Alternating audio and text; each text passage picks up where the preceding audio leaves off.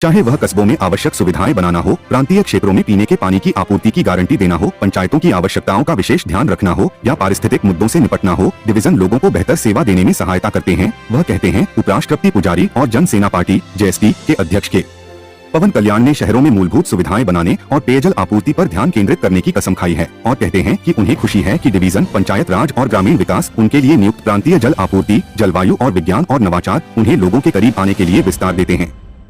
मैं 2008 से सक्रिय राजनीतिक मुद्दों पर रहा हूं और बड़े पैमाने पर तेलुगु राज्यों का दौरा किया है। 2019 के चुनावों से पहले मैंने लोगों द्वारा देखे जाने वाले मुद्दों पर व्यापक रूप से ध्यान केंद्रित किया और 3 जिलों में प्रबंधित किए जाने वाले मुद्दों की सावधानी पूर्वक समझ हासिल की। राज्य के वर्तमान में मुझे बहुमत की सेवा करने का अवसर मिला, श्री पवन कल्याण ने 15 जून शनिवार को एक आधिकारिक बयान में कहा।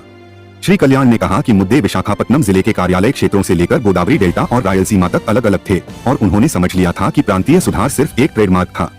उन्होंने देखा कि पीने के पानी का एक बर्तन लेने के लिए महिलाओं को काफी दूर तक चलने से ज्यादा कष्टदायक कुछ भी नहीं हो सकता है।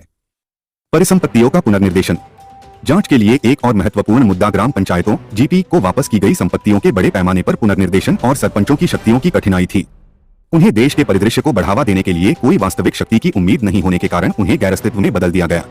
इसके अलावा श्री कल्याण ने कहा कि जलवायु आश्वासन जेएसपी के आवश्यक लक्ष्यों में से एक है और आधुनिक सुधार से जलवायु को होने वाला नुकसान नगण्य होना चाहिए।